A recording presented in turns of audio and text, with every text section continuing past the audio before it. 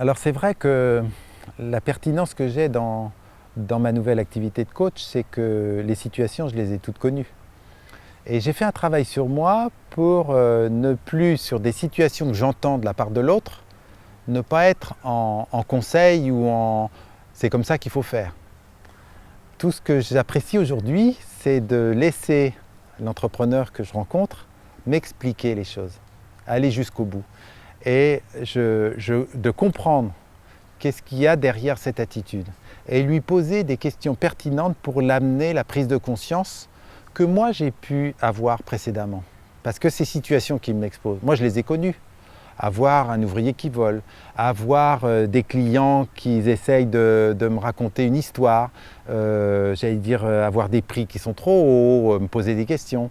J'ai été dans la résistance, j'ai été dans tous ces éléments-là et aujourd'hui je sais ce que ça voulait dire la résistance. C'était mes peurs à changer, mes peurs à évoluer, mes peurs il faut que je sois reconnu, il faut que j'existe, des peurs d'ego. Si c'est le salarié qui propose la solution, alors moi où je suis?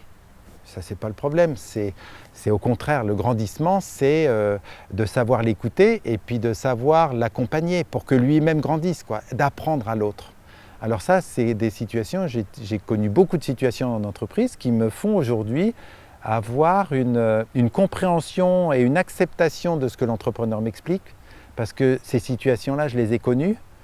Je lui dis volontiers que c'est normal et qu'il y a un chemin possible à faire. Et que ce chemin passe par lui, par une prise de conscience, et qu'il en est tout à fait capable. Parce que souvent, l'entrepreneur me dit « bah oui, mais moi je ne saurais pas faire ». Et moi, j'allais dire, alors là, il n'y a pas de limite. S'il a envie, c'est à moi de l'amener à expliquer les choses, à approfondir pour voir ce que ça touche en lui, de pourquoi il exerce cette activité de chef d'entreprise, pour la réalisation de soi-même, pour être davantage aimé, il y a toujours une raison. Moi-même, j'ai exercé ce métier d'entrepreneur, j'étais le dernier de 5. J'ai toujours été, je la ramène, parce qu'il fallait que j'existe. Et finalement, ça a été un moteur. Mais à la fois, c'était un moteur et un frein. Parce que quand je voulais pour les autres, ils savaient me dire « j'ai pas envie de ce que tu me demandes ».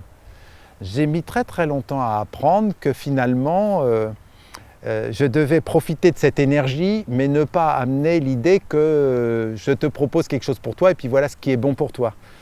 Et maintenant que j'ai compris, c'est d'une puissance extraordinaire parce qu'à ce moment-là, j'accueille ce que la personne m'apporte, je le sollicite pour qu'il trouve sa solution et comme je l'accompagne en lui disant que c'est bien, c'est extraordinaire.